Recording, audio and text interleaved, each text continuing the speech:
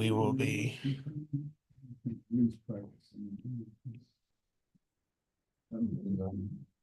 You can do it. I believe in you. He certainly proselytizes. All right, we are on here. So just remember, everything you say is going to be on YouTube. We will try and keep all of ourselves together. I will share my screen, but first we'll start with our blessing for the study of Torah. Baruch atah Adonai Eloheinu melech haolam asher kitshanu b'mitzvotav v'tzivanu la'asok b'divrei Torah. You say amen and you get full credit. Okay, we are ready to begin. There's no one yet joining us online, but they may be on YouTube and we can't see them on YouTube. Okay, so we're at 1 Samuel chapter 21. So, just as a recap where we were, David and Jonathan are brothers, and they are, or whatever they are, they're very close in relationship with each other. And David and Jonathan is going to give David the signal so that David knows to run away. And David got that signal because Jonathan knows that his father Saul is going to kill David, so David is going to go away and gather strength. Okay, David then went his way, and Jonathan returned to the town because they were out in the field. David went to the priest Ahimelech at Nov, which is fun. Ahimelech. We often see the name Avimelech a lot of places, like my father the king. This is like my brother the king. It's an interesting name. Ahimelech came out in alarm to meet David, and he said to him, "Why are you alone? Not a soul is with you." And David answered the priest Ahimelech, "The king has ordered me on a mission." And he said to me, "Absolutely no one must know anything about the mission on which I am sending you and for which I have given you orders. So I have directed my young men to such and such a place." Right? Okay. So what are you doing out here all alone? I'm on a secret mission from the king. It's so secret, I can't tell you anything about it. Don't ask. I'd have to kill you. Right? That's what he's given you the old movie line. So now then, what have you got on hand? Any loaves of bread? Let me have them, or whatever you got. Give me whatever you got. Right? So he's been out in that field for a couple days, and he's pretty hungry. So he's like, "Yeah, you got bread? You got something? Give me that." The king says so. Right? Just give it to me. The priest answered David, "I have no ordinary bread on hand. There is only consecrated bread, provided the young men have kept away from women."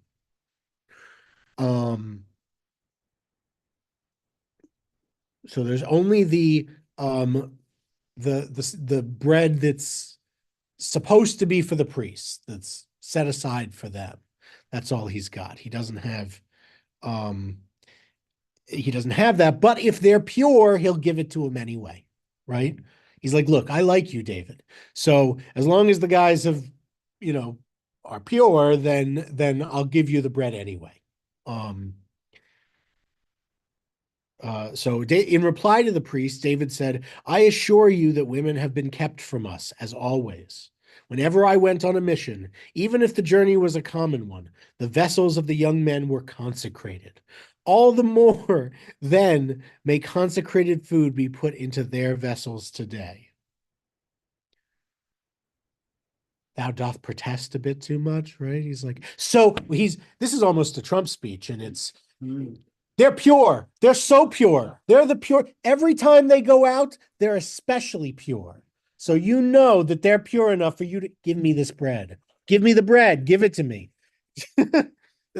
That's David right now in this conversation. Yeah. Seminal emission at all is impurity. Yeah. The Catholics get the no self-pleasure thing from us, from our book. Yeah, I mean, it makes one impure. Yeah, it's a kind of impurity that's solved by nightfall. It's not one of the bad. bad. It's not one of the really hard to get rid of impurities, like the skin impurity where you gotta separate yourself out from the town for no. It's not that kind of it's not that kind of impurity. That would be crazy. In a city, that would be insane. You'd have half the men in the town lying out. I mean, it's not that kind of impurity, but Did you have to go to a mikvah? mikvah is one of the ways you can cure such an impurity. Yeah. If you need to get rid of it immediately, you can bathe. Yeah, and that will. Otherwise, when the sun sets. Yeah, otherwise it's like a day or there's a set time and it expires. Yeah. But anyway, so that's what he's saying. He's like, no, we don't do any of that. We're so pure that you should really. Sometimes athletes observe that too, sexual relationships prior to a boxing match or. I think for probably different reasons, but yeah, I've heard that. I saw Rocky. They say that in Rocky, right? Doesn't his coach tell him women are bad for the legs? Okay. Sorry. That's Rocky, not my thoughts, just Rocky. Sorry, internet. That was Rocky. Sorry. Okay. Got to remember that we're on the internet. Okay. Yeah. So he's saying, whenever I went on a mission, like he's saying, so all the more then may consecrated food be put into their vessels today. So it's actually holier for you to give it to them than to keep it. David's not a priest. He doesn't know, but he's just talking. He's just trying to get him and his guys some bread. Right? So, okay. So the priest gave him consecrated bread because there was none there except the bread of display, which had been removed from God's presence to be replaced by warm bread as soon as it was taken away. In other words, they always keep a nice warm bread for God, but the warm bread only stays warm for a little bit. Then they take that bread away and they put in new warm bread because God deserves only the best warm bread, right? We're no Prometheus. We know about giving the right sacrifice and not cheating God. But what do you do with the bread you took away? It's still good. It's just not hot anymore. Well, the priest can eat that. That's what it is. That's the show bread. That's like, it's the bread. They don't eat it there, but then it gets taken away. And the priest is like, okay, now it's in the break room. We can all have some. Well, you don't need it to be hot. You just need it to be bread. Catch on fire. Right, yeah. That ancient microwave that they had in the temple. Called the sun. Right. You'd think they could just leave the warm bread in the sun and they wouldn't have to change it so often, but I don't know. Maybe that's cheating and they don't want to do that. Anyway, so that's when they did it. So okay.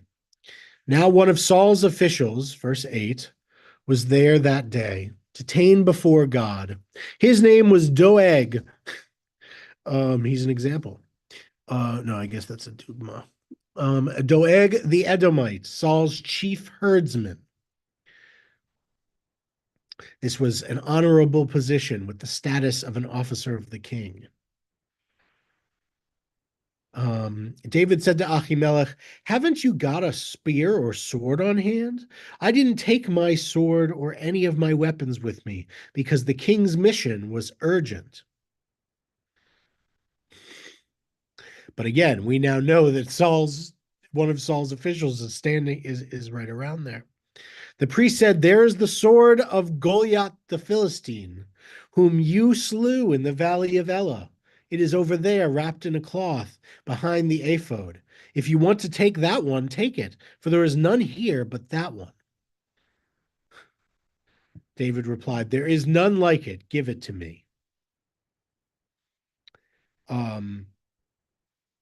That's interesting. And I note here, Steinsaltz has a note saying that although Goliath's sword was exceptionally large and was not comfortable for David to use, he saw symbolic significance in taking it. So David thought about it, is what you're supposed to take from that. Because if you were thinking to yourself, well, wouldn't a giant guy like that have a sword much too big for David to use? They're saying, yes, David recognized that it was going to be uncomfortable for him to. It's like a small guy trying to use a long sword. Like he's going to have to two-hand it because it's so big. But one, he needs a sword. He doesn't have a weapon. And two, there's a special significance because he killed Goliath, that he's wielding Goliath's sword now. There's something poetic in that. He may have grown a little, a couple of years after. That's true. He may have grown a little, but even so, the idea is probably he would have a shorter sword, a single-handed blade. Most Israelites fought with shield and sword. So you had a one-handed sword and you had a shield in the other hand. If you had a two-handed sword, you couldn't use a shield. So most of them didn't fight with the big swords. Most of them used shorter swords and spears. Spear and shield sometimes too. And in a way, he's up against Goliath again, taking on the king of Israel and his minions. It's interesting. To me, it feels almost like a special comic book team up where the power of Goliath is he's him and Goliath are going to go take down Saul. It's like that's a different through line where it's like Goliath will have his revenge on Saul through David. That would be interesting. So yeah, he's like, yeah, give me that one. That day, David continued on his flight from Saul, and he came to King Achish of Gath. Yeah, so he went to the Philistine city, because that would be, if you're trying to hide from the cops, go to a place where they don't like the cops, I guess. I don't know. But it seems like he's going to the Philistines because they're going to be the least likely to report him to Saul. Though, to be fair, I would be surprised if the guy who killed Goliath would be super welcome among the Philistines. But maybe the enemy of my enemy is my friend for both of them. I'm not sure. The courtiers of Achish said to him, "Why, that's David, king of the land. That's the one of whom they sing as they dance. Saul has slain his thousands, David his tens of thousands." So that line comes back, that thing that drove Saul crazy the first time. Even that propaganda has even made it to the Philistines. Even they know that song. So there's some cross-cultural stuff going on also. Yeah, they're back to Trump again, many attendees at the rallies. Oh, I mean, this is, I mean, David, in this we're talking murder, so it's a little, or not murder, but like war killing, so it's a little different, I guess. But yeah, these words worried David, and he became very much afraid of King Achish of Gath.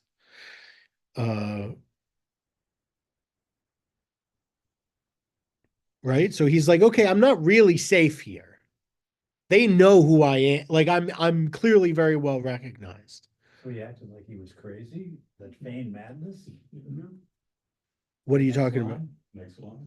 Oh, yeah. He acted like he was crazy, so he'll back off? Yeah, basically, he said, so he concealed his good sense from them. He feigned madness for their benefit.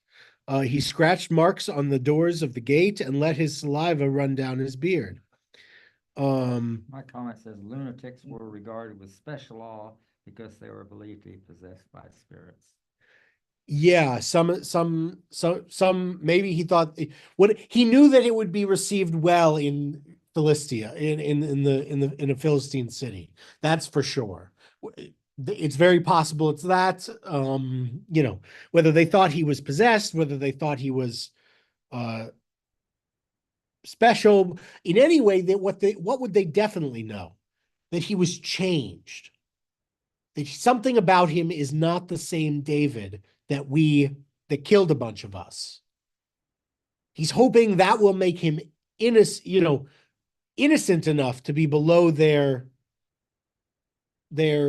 concern. Like, oh, he's just a crazy guy now. Right? Like that I think he's hoping it'll help him, just get away, to blend in and be forgotten. Like that I think that's what he's doing. And so in 15, and Achish said to his courtiers, "You see the man is raving. Why bring him to me? Do I lack madmen that you have brought this one to rave for me? Should he enter my house?" So they were like, "Get this guy out of here. I don't want this guy. We don't need anything to do with this guy. I don't need to kill him even. He's just, get this guy out of here." Right? So not so much special respect, it doesn't seem. Seems like disgust, but whatever it is, the Achish doesn't want him around. And so he gets away. You say, okay, kick him out of my city. Let him go wherever he wants. He can go hang out outside the city. Okay. He's happy to hang out outside the city with all the malcontents and shops and merchants and whatnot, and just hang out because he's biding his time. That's what he's doing. What a clever maneuver by David. He's a very clever guy, that David. He's a very clever guy. Wait till you see what he does with troop movements and protecting his butt. No, of course I'm referring to Bathsheba, but it doesn't matter. Okay. 22. David departed from there and escaped to the cave of Adullam. And when his brothers and all his father's house heard, they joined him down there. Right? So he couldn't remain with the Philistines because that was a problem. And he obviously couldn't hang out where Saul was going to be able to find him. So he went to the southern part of Judah. But Judah, of course, being David's tribe. And in those hills, there were many caves. You could hide in the caves there. Think of it as what we thought for a long time was the bin Laden strategy, cave dwelling. That's what he's going to do. He's going to go from cave to cave in this hill range in the southern Judean hills. And he's going to, this is what the Maccabees would do too later, by the way. Would it be safe to say his discernment of the situation was in his own actions of the moment? Explain what you mean by that. That he's making the decisions at the same time as his actions. Oh, that he's making it up as he goes along. Mm-hmm. That's interesting. I think he would have had to plan. I mean, yes, I do think he's on the run. He's been just running. He ran to the Philistine city, and then when he got noticed, he had to get out of there. And he can't go back to any place Saul rules, technically. So the safest shot he's got, he thinks about it now, and he's at the beginning of this chapter and says, the only shot I've got is to consolidate power in a place where I have any. The only place I have any is in my own tribe's territory. So I'm going to go to the southern part, the hills. There aren't that many people. There are a lot of caves. And it's as far from Jerusalem as we can get within my own tribe, within our own tribal territory. I'll go there and call my family to me, and we'll figure it out. Like this is our only shot. So I think up till now, yes, he was kind of making it up as he went along. Now this is a plan. This is the first step of a plan. I would say. And his family came and they joined him there. Everyone who was in straits and everyone who was in debt and everyone who was desperate joined him, and he became their leader. There were about 400 men with him. So he builds up kind of a community down in this hill network. And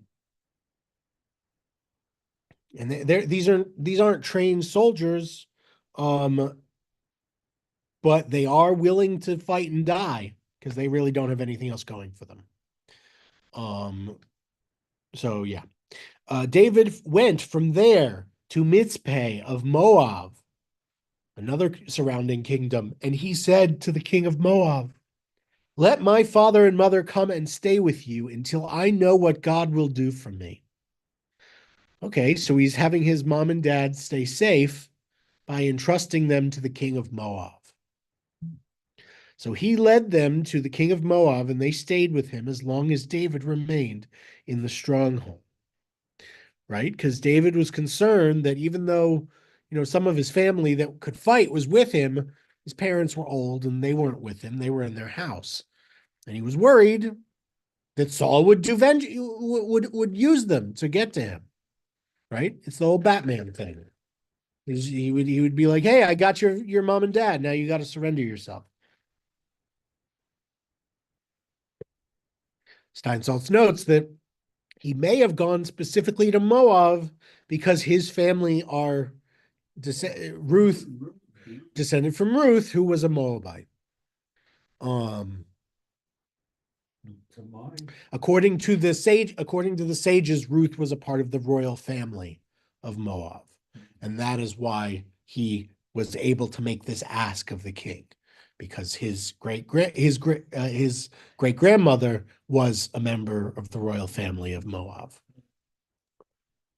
To my awareness, this is the only time we hear of his mother. We've heard of Jesse before, his father, but I can't remember any other reference to David's mother.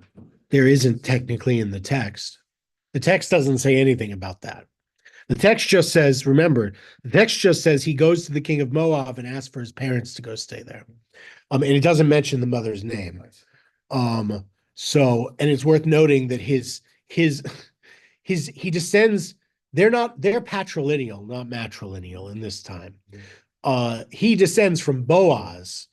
It happens to be that Boaz married Ruth, who was a Moabite, but he doesn't draw so that's something we read into it, but that's not, the text doesn't talk about that specifically. So he is an expert at sensing the complexity of relationships and finding himself navigating through them all. David combines David combines the political acumen of the young Saul, which Saul had a great political acumen. The problem is he had nothing else. Not really. With supposedly the piety that is what a king of Israel is supposed to have. And so when you match this political acumen, he has all three things really, because he has the crown of Gevurah, right? He's mighty as all heck. He slayed his tens of thousands, right? He's the super warrior of Israel. So he's got that. He's very politically savvy, and he's pious, and has obviously the crown of what the Chinese would call the mandate of heaven. I would say yes. Chronicles would agree with me, probably. Deuteronomy would definitely agree with me. I think this book the second book of Samuel is gonna make me look dumb, but because he appears mostly political, but Crown of Gevurah. sorry, there's this idea that the sages of the Talmud have this idea that there are many keterim, or crowns, that a person could wear. And so there's the Keter Malchut, which is the crown of kingship. There's the Keter Gevurah, which is a crown of might. There's the Keter Torah, which is supposed to be the best one, which we can all get by studying Torah a lot, which is just being a Torah scholar. There's Gevurah is might. Yes. Yeah. Right. Yes, it's also right. Yeah. So is Pat. Right. Okay. Yeah. So the Keter means crown, but yeah. Right. It's the one up. Yeah. Right. That's why. Right. That's why. Right. So right. Kabbalah draws from these terms that the rabbis used in other contexts and philosophizes them, turns them into a cogent philosophy. But that mysticism is predated by the concepts themselves. Anyway, that's what I meant by saying that. He's so mighty, he's the mightiest. He wears the crown of might. Even that's when they say, a few verses ago, when King Achish of Gath says he is king of the land, he doesn't mean that he's literally the king, because he knows that Saul is the king of Israel. When he says he's the king, he means he's the mighty one of Israel. He's the most powerful of Israel. which is something most people seem to recognize in him at this point. Yeah, okay. So he built a citadel, and he has a stronghold now. And in verse 5, but the prophet God said to David, do not stay in the stronghold. Go at once to the territory of Judah. So David left and went to the forest of Haret, I guess it says. Yeah, let me see. Okay, so this is pious, right? A prophet says, hey, go do this thing. David says, okay, I'm going to go do it. You said to go do it, I'm going to go do it. Can't be for bad because you're the prophet. So if you say it's good, then it must be good. That you can call it a lot of things. It could be naive. It could be a lot of things. One thing it is pious. Anyway, so when Saul heard that David and his men with him had been located, Saul was then in Gibeah, sitting under the tamarisk tree on the height, spear in hand, with all his courtiers in attendance around him. So he was doing the king thing, right? He's sitting under the tree. He's sitting with all his courtiers around. He's in a high spot. He's got a spear. He issues judgments. And he heard this, and Saul said to the courtiers standing around him, listen, Benjaminites, will the son of Jesse, again, the Ben Yishai, give fields and vineyards to every one of you? And will he make all of you captains of thousands or captains of hundreds? Right? Bitter sarcasm. This is the bribe. Not as a bribe necessarily. Maybe, but I think it's partially his psychosis personally, that he's like, oh yeah, you're all standing around not doing anything. It's like, oh yeah, well, when this guy becomes king, what's he going to do? Is he going to give you, commands and property and stuff? And then he's going to keep talking. We got to, and then he says, is that why all of you have conspired against me? For no one informs me when my own son makes a pact with the Ben Yishai. No one is concerned for me, and no one informs me when my own son has set my servant in ambush against me, as is now the case. So David becomes the new enemy within. He's the number one enemy. He's been, I think, at this point, but now for certain, he's the number one enemy. And he says, people knew where he was, and people didn't tell me. My son made a pact with him, and you all knew it, and nobody told me. And just like you would look at me screaming, if I was really like screaming this, you'd be like, this guy is nuts. Psychotic. Right, exactly. You'd be like, this guy, uh-oh. I'm in danger being near this guy. Like it's, and he's the king. He's got a spear in his hand while he's shouting all this at them. It's worth remembering. I'd be very afraid if I were, right. It's funny here. The commentary text says that he's saying you all support David, or at the very least you trust him. And it has now become clear that you are all insensitive to my situation.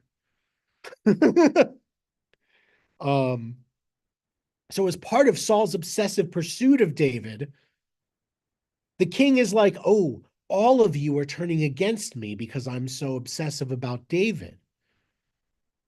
And that's a self-fulfilling prophecy. It can only build on itself. The more obsessed he becomes, the more proof it is that he needs to be obsessed because everyone's turning against him to turn towards David, only increasing the urgency of finding and killing David.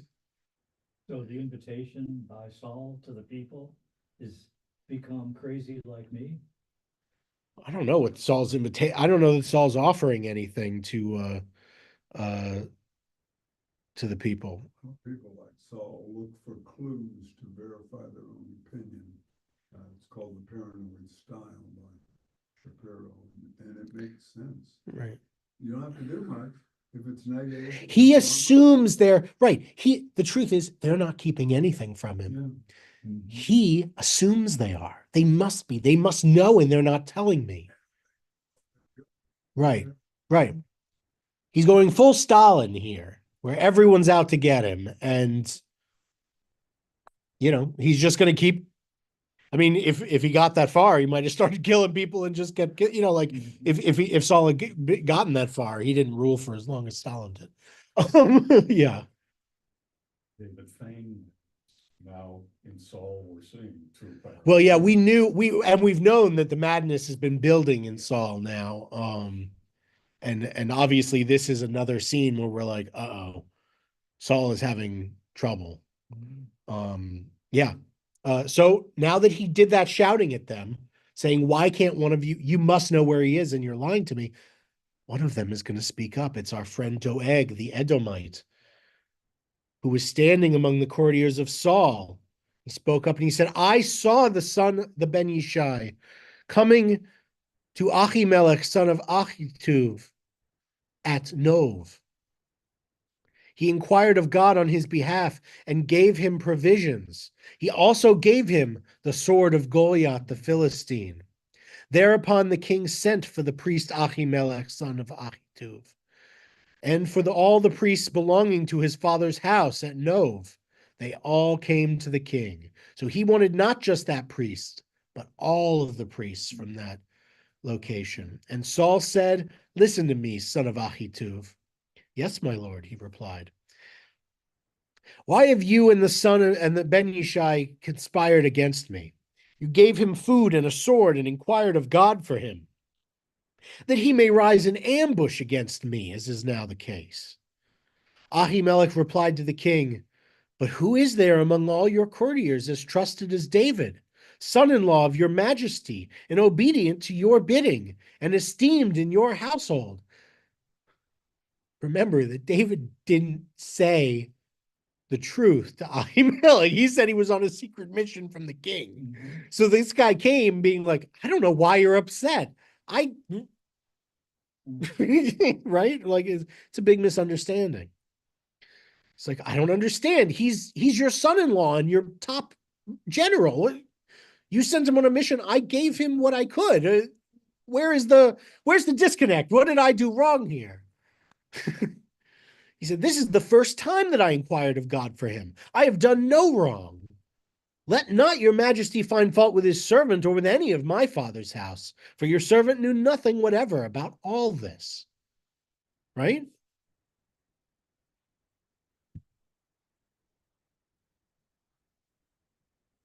That's so interesting. It's just, yeah. It's a very interesting thing. So he was honest. He was honest. Verse 16.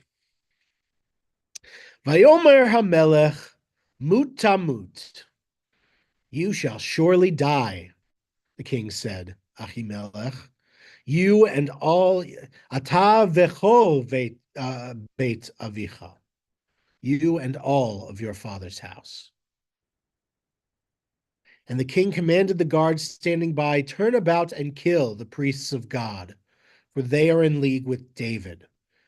They knew he was running away, and they did not inform me.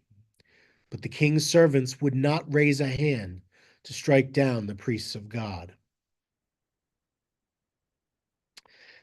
Thereupon the king said to Doeg, you, Doeg, go and strike down the priests. And Doeg, the Edomite, went and struck down the priests himself. That day he killed 85 of those who wore the linen ephod.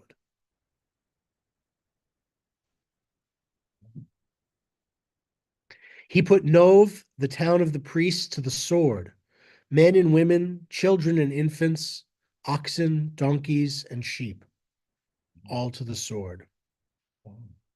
There's a contrast, isn't there, Rabbi, between Saul's command and his army, who was still against God, who would not slay God's priests. Well, they're making a different point here. And if you're you're not xenophobic enough to see it, Lauren, and I appreciate you for that. But what is his name? Doeg. Keep going. Edomites, yeah. There you go. Okay. The Israelites wouldn't kill the priests of God. Mhm. but the foreigner would. He just wanted to prove himself loyal to the king. You see, it's a secular culture, right? So just prove yourself loyal to the king. That's good enough. That's why I was wondering early on why they took Doeg on as incorporated him into the. Well, he was just, there's an important note there. He was the chief herdsman, which in later times would not be the kind of high office that it was at the time of Saul. So Shepherd. the head of the shepherds, the head of all the Shepherds Association Okay. of Judea, the head of the Shepherds Union, essentially. Okay. And at the time, it was so important to their economy and feeding everyone that this person was a cabinet member. But today, it would be more like they were an agency head, which still requires Senate confirmation, but isn't quite as powerful as a cabinet member in our country, right? So that's what they would be. So that's kind of the thing, is now it was a high position, but it wouldn't be in later times, in Solomon's time, for instance. And if people are witnessing this acting out, this king imploding and exploding on the sheep. I mean, exploding on the sheep. Here's on the people and the sheep. That's the thing. Here's the thing. Up till now, you could say, oh, here's the thing. Saul might not be a great God. Like, he might not do what God says, but he's doing right by the people. And this is trying to teach you something that we're not going to like, because we are modern people in a secular democratic society. But it's trying to say that without the centering of God, power will corrupt secular institutions. I would say secular monarchy institutions is specifically their point, mostly because the Torah wasn't interested in dealing with a non-monarchy system of government. But so a monarch that isn't pious, that doesn't care about what God wants, this is a massacre. This is an atrocity. What Saul has done. Could you classify Doeg as a bureaucrat? Yeah. Well, the greatest crimes, I can remember he said he was a bureaucrat, in my opinion, but he claimed he did nothing wrong.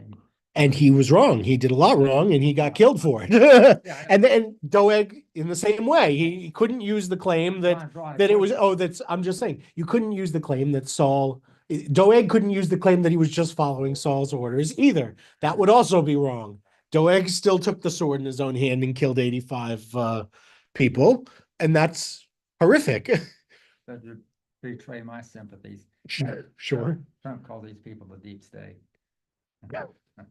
Okay, I've never seen a single government bureaucrat kill 85 people. So we killed hundreds of thousands in Iraq, and yeah. Well, that's war. Those are soldiers, and soldiers are sent to kill people in war. Initiated by bureaucrats, in my opinion. We're going to disagree about that. I think it was initiated by September 11th. But in any event, we can move forward now to the aftermath of it. I just want to point out in verse 20, but I just want to point out that, again, this town of the priests, he killed everyone there, children, infants, their animals. This is an atrocity. And again, it's born out of his obsession with David. And this is, people are going to hear about this. And people don't tend to like atrocities, as you've seen in the world. People don't like them because they're bad, because they tear the soul to look at, and it's horrible. Yeah. When God prescribes to people, you kill the women and children, the oxen and the sheep. And Saul is acting in that place. He has his henchmen totally prescribed towns. Yeah. It's an interesting parallel for sure. There could be something there to maybe, Saul has so secularized himself that he has made himself God. It was Could be. Well, that's the part of, style of kingdom to then gradually be the all powerful. well, look back to paranoid, that they allege that they're full of pride and arrogance, of course. Yeah, it all fits together. Sure. Okay, so let's go to 20. But one son of Ahimelech, son of Ahituv, escaped. His name was Abiatar. Is that his name? Let me find it. Is his name Eviatar? It's Eviatar. Eviatar is a name I'm familiar with from Israel. Anyway, his name's Eviatar, and he fled to David. When Eviatar told David that Saul had killed the priests of God, David said to Eviatar, I knew that day when Doeg the Edomite was there that he would tell Saul, I am to blame for all the deaths in your father's house. Through my carelessness, right? I saw he was there. I knew it would get reported. But I wanted to slip away. And I didn't know this would happen. Stay with me. Do not be afraid. For whoever seeks your life must seek my life also. It will be my care to guard you. Safety. It's a direct opposite to what we saw with Saul. To preserve himself, Saul would kill an entire town of innocents who literally did nothing to him because, again, Ahimelech spoke the truth. David didn't tell him what he was up to. He wasn't intentionally aiding an ambush against Saul. He didn't know. And so he killed an entire town of innocents to save himself. David will protect an innocent at the risk of his own life.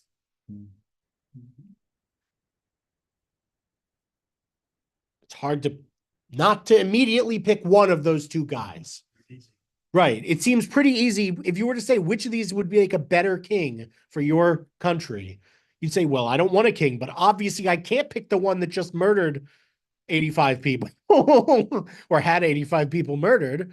I have to pick the one that's willing to save innocents. That's the obvious and clear choice. So the evolution of the species is right at stake here. Do you want safety or do you want destruction? Right. Right. I mean, it's with Saul, there's no safety. There's nothing. But David has morality. David has a conscience. David has principles. Like again, the way he phrases it is, I am responsible for what's happened. Is he really responsible? No. Obviously, Saul is responsible for ordering the deaths of that whole town. Because that's a ridiculous thing to do. He didn't have to do that. Even if you believed, even in that time, okay, you kill Ahimelech, like even that would be terrible, killing a priest of God over a misunderstanding. But to kill his whole town and family, that's a whole nother thing. And David was capable of introspection and capable of compassion, most importantly. Did I participate? In what Right. happened? But David's willing to take things on himself and say, because I am I see myself as responsible, I will guard you. And you'll be safe because I am responsible for your insecurity. And you like when people take responsibility. That's another thing. In leaders, we like when people take responsibility. It's amazing how parallel this is to our current political Yes. situation. Yes. It's just amazing. We had a president. It is certainly a binary choice. We had was Yeah. Nixon had that. In fact, they had Henry Kissinger carry the bomb code rather than give it to him. Mm-hmm. Oh, that's strange to hear. I would think that would violate the law, but Mm-hmm. I think only the president can authorize a nuclear strike. Who got it when Trump was president? I'm kidding. It was Trump. I'm just. But the thing is, Trump's vowing revenge, not just on the individual, but all the, whole group of people. Yeah, it's frightening. That's for sure. My comment, David had a most happy facility for winning the affections and the loyalty of men. He did. That's another thing. He was a charismatic guy. that David. He could sell water to a fish, that David. I guess a fish needs water, but assuming a fish lived in water, he could sell it more water. How about that? He's a very charismatic guy, David. Yes, he's extremely handsome and he's very charismatic, and everybody loves David. That's the first thing that Saul didn't like about David. Is that everybody else seems to really like him. He's just one of those guys. We all know those guys. Those guys exist. Yeah. David did and what Saul did got out to the people.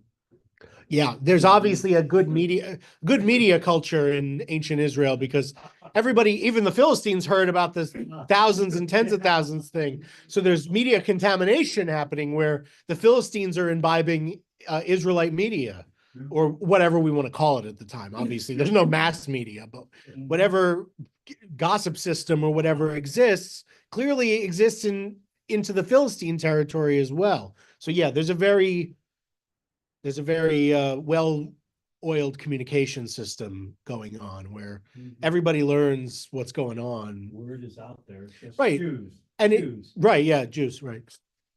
Right. Yeah, so people heard about everything. Eventually, but it's not that big a territory also. So like there's a couple 100,000, there's like 600,000 people in like the size of like Topeka. So like a little bit big. That's not true, not Topeka, but like the size of Shawnee County. So like, yeah, it's like, yeah, they all talk to each other. It's all blah, blah, blah, blah. It's probably bigger than Shawnee County, but it's the size of New Jersey. Okay. New Jersey, 600,000 people. They're going to talk a lot because it's not that big. Anyway, there you go. Yeah, okay. So let's do chapter 23. So he's going to guard people. David was told the Philistines are raiding Keilah and plundering the threshing floors. Oh no, not the threshing floors. Remember, we like David and threshing floors is also like a fun reference, because from Ruth, where did Ruth meet Boaz? They met on the threshing floor. So, yeah, here you get David is going to save the threshing floors. David consulted God. Shall I go and attack those Philistines? And God said to David, go, attack the Philistines, and you will save Keilah. Or Keilah. I gotta see the Keilah, yeah. Keilah. And you will save Keilah. But David's men said to him, look, we are afraid here in Judah. How much more if we go to Keilah against the forces of the Philistines, right? What do they mean? Here, we're in our citadel protecting ourselves from Saul. You want us to go out like an army? We're like a couple hundred guys. Like, okay, we can maybe defend ourselves here, but like, if we start launching military campaigns, they're going to find us. They're going to kill us all. Like it's like we're not an army. We're not, we're just like all here so we don't die. Like, it's a different situation. Right. They're like, you want us to go on a military campaign across. Also, just like remember the size. Can somebody open the map of Israel that's back there? Just so I can give you a sense of, Yeah. This won't help people on the internet. Yeah, there it is. There it is. There it is, yeah. Okay. Sorry to the people on the internet, you won't see this, so I'm just gonna watch out. You're not sitting on the thing. That's You're on the arm. You're on the arm. Oh, there you go. Okay, so just as you get an idea, David is currently, sorry, it's gonna be hard. David is currently hanging out here. This is where his citadel is. This is where he wants to launch a military campaign. Those are the Okay. Philistines. Yeah, the Philistines are all right here, Gaza. between Ashdod and Gaza. Gaza was started as a Philistine city thousands of years ago. Gaza, Ashkelon, and Ashdod are all Philistine cities here. And so he's going to go from this point all the way over to here. Meanwhile, our friend, Saul, is over here, Benjamin. So Saul, David, this is the triangle. Oh.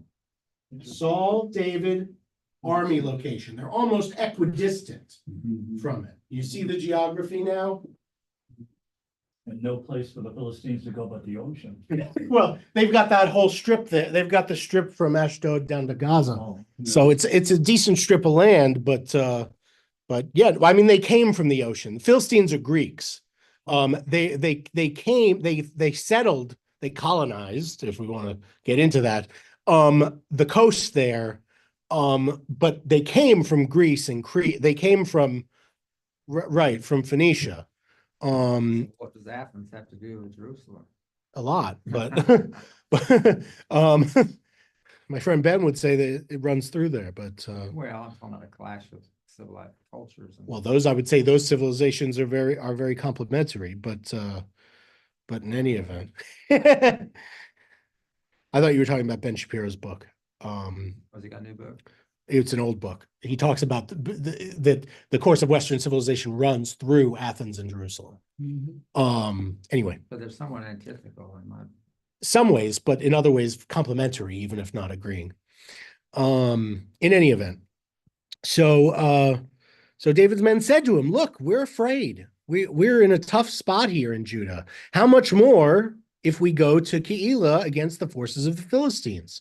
So David consulted God again, and God answered him, "March down at once to Keilah, for I am going to deliver the Philistines into your hands. There's no need to fear. You can either trust me or trust those guys." What would the pious king do?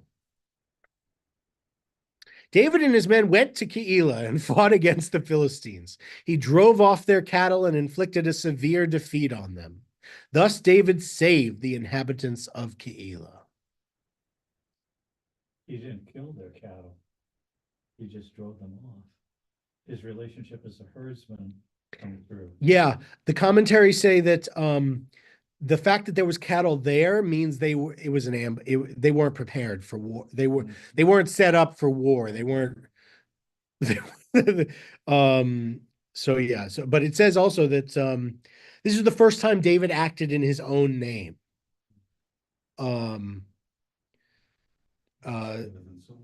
Right, instead of in Saul's name, because right, he worked for the king before this. Now he's like, "I'm David, and I'm here to save you." When Eviatar, son of Ahimelech, fled to David at Keilah, he brought down an ephod with him, right? Because those ephods from the garment of his father, he had likely taken it, we think. That's interesting. Another thought here is that how David was able to ask for help, like ask God things in the last thing, was because Eviatar's father was the high priest. So in his ephod was Urim and Tumim. And using those was how David could interpret what God, whether that go to war, like could figure out what God wanted. Is that not a form of divination? It is, but it's the only kind that's allowed by the Torah. Okay. We're forbidden from all other kinds, except for this one kind that God gave them specifically for this purpose. It was like a hotline for war, so that they wouldn't have to wait for a festival or something for the high priest to talk to, so they wouldn't have to wait. They would be able to divine, boom, should we go to war? What does God think? Like, yeah. What is actually Urim and Thummim? Dice, kind of. So the things that are woven into the. No. They're in a container. They're in a metal cage like thing inside the breastplate and of the high priest is where they stay. And he can be like, ha, dice. We don't observe that today. No, we don't have them. It's you couldn't just make Urim and Thummim. They were these specific dice that were created by that were ordained by God to do what they. If I could tell you, I'd be the richest man in creation. If I could find the Ark of the Covenant, and then it's right. Yeah, it's like you got to go to Israel. Maybe you'll luck into them. And the Chinese have a book of change and dice-like things, and you throw it and tells you. Yeah. I mean, sure. I mean, look, divination is something a lot of cultures do. We don't actually do it. This was the only form in which we did it, and we we don't do it anymore. We don't have them anymore, so we don't do it anymore. So yeah, divination, not our. So God could speak to David because he had that. So it's not really speaking, right? It's communicating through the dice, or through Urim and Tumim. The unknown. Receive guidance. How about that? Receive guidance. Okay, so Saul was told that David had come to Keilah, and Saul thought, God has delivered him into my hands, for he has shut himself in by entering a town with gates and bars. So he's like, okay, while he's in the city, we can besiege him. Saul summoned all the troops for war to go down to Keilah and besiege David and his men. When David learned that Saul was planning to harm him, he told the priest Eviatar to bring the ephod forward. And David said, O eternal God of Israel, your servant has heard that Saul intends to come to Keilah and destroy the town because of me. Will the citizens of Keilah deliver me into his hands? Will Saul come down as your servant has heard? O eternal God of Israel, tell your servant. And God said, he will. David continued, will the citizens of Keilah deliver me and my men into Saul's hands? And God answered, they will. So David and his men, about 600 in number, left Keilah at once and moved about wherever they could. And when Saul was told that David had got away from Keilah, he did not set out. Right? So this was using that Urim and Tumim. He was like, hey, is Saul coming to get me right now? And God's like, yeah. It's like, cool. Are these people that I just saved all their lives, are they going to hand me over to Saul? God's like, yeah, they're definitely going to hand you over, bro. And David was like, cool, then me and my 600 guys got to get out of here now, because we are definitely going to die if we stay here. So they do. They bail and they got to try and live off the land. It's hard to feed 600 guys just wandering around living off the, it's hard to do that, but that's what they got to do. Verse 14, David was staying in the strongholds of the wilderness of Judah. He stayed in the hill country in the wilderness of Ziph. Saul searched for him constantly, but God did not deliver him into Saul's hands. David was once at Horesh in the wilderness of Ziph. Probably Ziph. When David learned that Saul had come out to seek his life. And Saul's son Jonathan came to David at Horesh and encouraged him in the name of God. He said to him, do not be afraid. The hand of my father Saul will never touch you. You are going to be king over Israel, and I shall be second to you. And even my father Saul knows this is true. And the two of them entered into a pact before God. Again, this is a pact to maintain the previous pacts. The commentaries say, David remained in Horesh and Jonathan went home. Some Ziphites went up to Saul in Gibeah and said, David is hiding among us in the strongholds of Horesh, at the hill of Hachilah, south of Yeshimon. So if your majesty has the desire to come down, and it will be our task to deliver him into your majesty's hands. Uh-oh. And Saul replied, may you be blessed of God for the compassion you have shown me. Go now and prepare further. Look around and learn what places he sets foot on, and who has seen him there, for I have been told he is very cunning. Look around and learn in which of all his hiding places he has been hiding, and return to me when you are certain. I will then go with you, and if he is in the region, I will search him out among all the clans of Judah. They left at once for Ziph ahead of Saul. David and his men were then in the wilderness of Maon in the Arava, to the south of Yeshimon. When Saul and his men came to search, David was told about it, and he went down to the rocky region and stayed in the wilderness of Maon. On hearing this, Saul pursued David in the wilderness of Maon. Saul was making his way along one side of a hill, and David and his men were on the other side of the hill. David was trying hard to elude Saul, and Saul and his men were trying to encircle David and his men and capture them. when a messenger came and told Saul, "Come quickly, for the Philistines have invaded the land." Saul gave up his pursuit of David and went to meet the Philistines. That is why that place came to be called the Rock of Separation.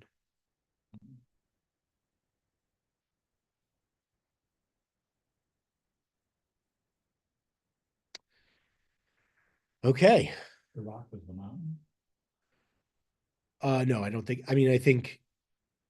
Yeah, I think it's the hill that they were on either side of.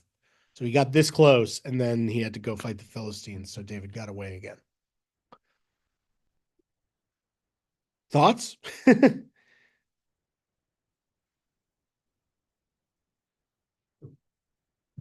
about what we just read, but a question you referred to earlier. You said Samuel 2 will prove me wrong. What is the difference between First Samuel's and Second Samuel's? Why are there two? It's a continuation of the story. It's just David is king. David becomes we get David becoming king in Second Samuel and then into First Kings. Thank you. But yeah, Second Samuel tells the story of David's kingship part.